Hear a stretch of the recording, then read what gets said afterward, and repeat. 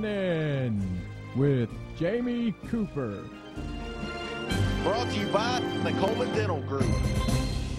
Hey, before we get back to Zach, let me do just a little bit of news. I tell you what, the whole country has been watching mesmerized by this Jodi Arias murder. Yesterday she was found guilty of murder. This trial lasted about, you keeping up with any of that? Yeah.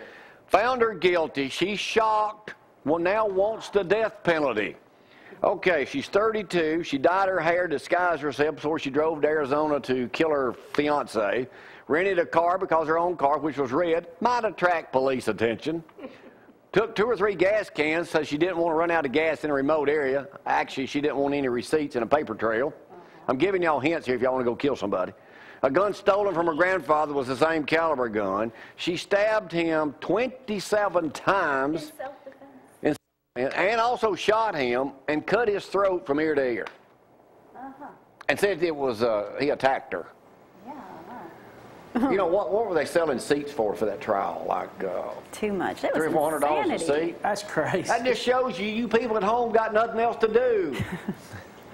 Anyway, guilty of murder. Now she wants to be sentenced to death. Longevity runs in her family.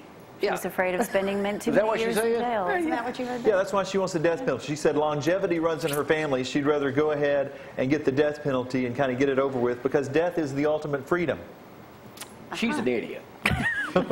Absolutely. She's got to be a dead idiot. All right, and then, of course, everybody in the world knows about the, except a couple people I talked to yesterday, they hadn't heard about the 3 girls been captured for 10 years, and they're only charging that one guy. The 2 brothers are going to be set free. They had, how can that be possible? They lived down the street, and they didn't know nothing about it. They said yeah, exactly. That doesn't sound How did you not know your brother was holding 3 women and fathered one, had a child with one of them for 10 years? They had only been outside twice in 10 years. Let's give a shout out to Charles Ramsey, the dishwasher at the local Hodges restaurant there in Cleveland.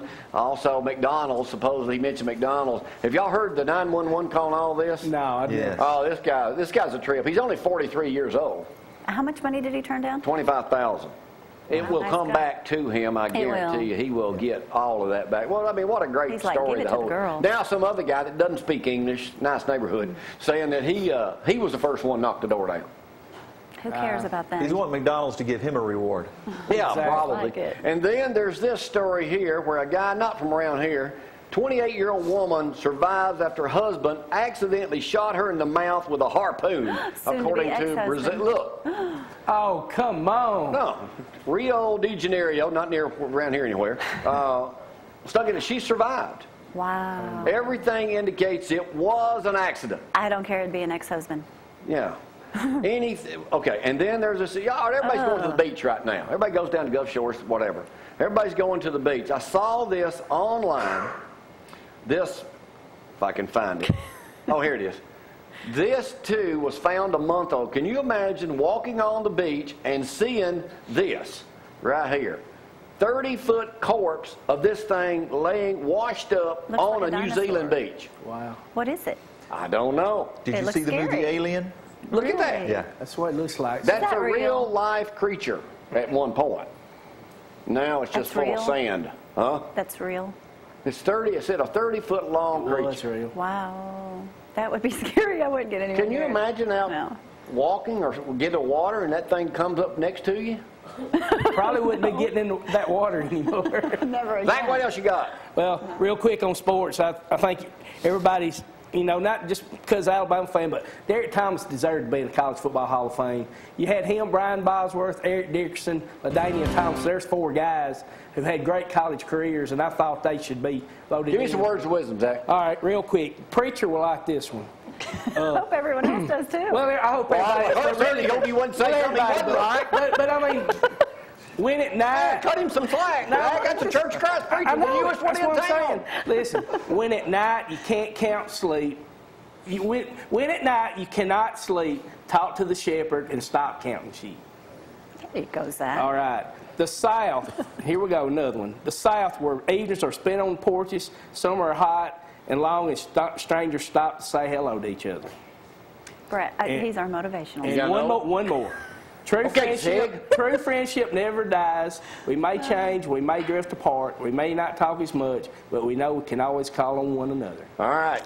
Tell your mama, hope she gets better. All right, I appreciate it. Thank you. I appreciate all the thoughts and prayers. All right, we're going to hear more music in just a moment, but first and foremost, we got to go to the Roadrunner. Roadrunner segment this week. Today, he is down at Dobbs Shoe Shop, downtown. They've been in business how long, Jeanette? A long time. 600 years? I used to go to them when I was a kid all the time. Great folks. I thought you was barefooted. Walking the store. I had to wear. In the snow. I got some shoes when I was second Okay, Zach, grade. I don't need no life history. Let's go down to the Roadrunner right now. Danny Roadrunner Johnson takes us downtown to Dobbs Shoe Shop in downtown Athens. We'll be back in just a moment. Y'all, hang on.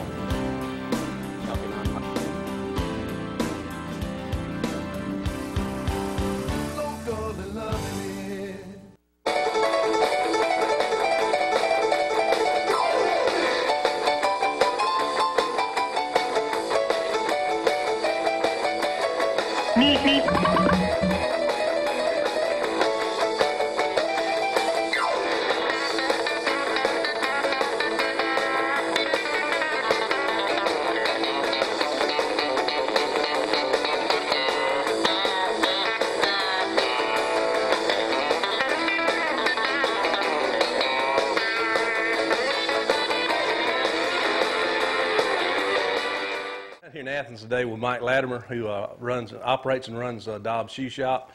You about the third generation, right? That Yes, I am. does the skill of fixing shoes. Yes. Your granddaddy started this one in the 40s. I bought it in 1945. It's been a continual running business since, well, for 90 years this year. For 90 years. Yeah. How have you seen the shoe industry change much? Most of it's mostly become throwaway shoes, tennis shoe market, and that kind of stuff. But I mean, we got new adhesives now, so we can. And you was telling me what's about the largest size shoe you've had brought in here to work on? Size 18. Size 18. That's about the limit, though, isn't it? Yeah, it is. For our supplies, anyway. We're going to get around here and watch Mike working on a few shoes, and appreciate him giving us this opportunity. And Athens is lucky to have a shoe repair shop. I know it's not anymore much in North Alabama, is it? No, we're one of 5 shops in North Alabama. North Alabama. So Dobbs Shoe Shop located up here on the Athens Square. Yeah. This is a pair of boots brought in for pull soles, and we're going to take the sole all the way down to get prepared for the new soles. So a man can come in here and get a new sole if he wants one. Right. Okay. Now the kind's on your shoe. Yeah. You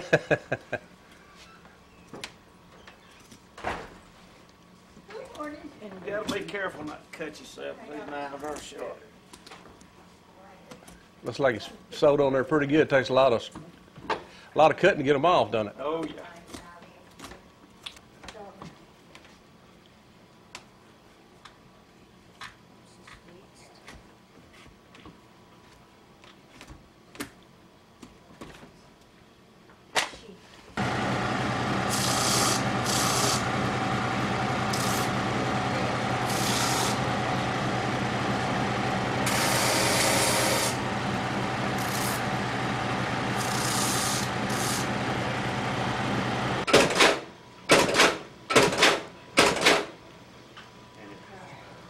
Countersinks them on its own by pressure, that way they don't tear up the force.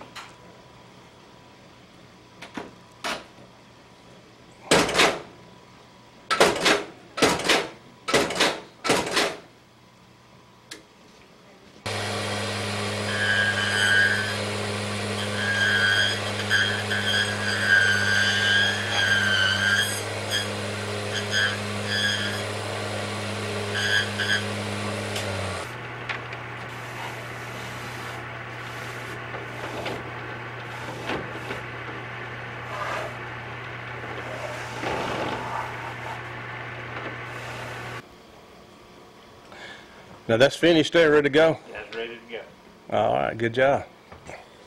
Do baseball gloves, purses, belts, sew straps. Do a lot of different stuff. As long as the machines can handle it, we can handle it. So y'all probably sew a lot of straps and things for people that hunt and do all kind of things, gun straps and things of that nature. Boat straps. So anything your machine's capable of sewing, you can sew it. Right. All right. Yeah. Right here. Mike, I appreciate you giving me time of day to look around here and watch you do your skill of repairing shoes, and I'll be bringing you some in because I'm always tearing up something. Yeah, hey, we take that All business. Right, thank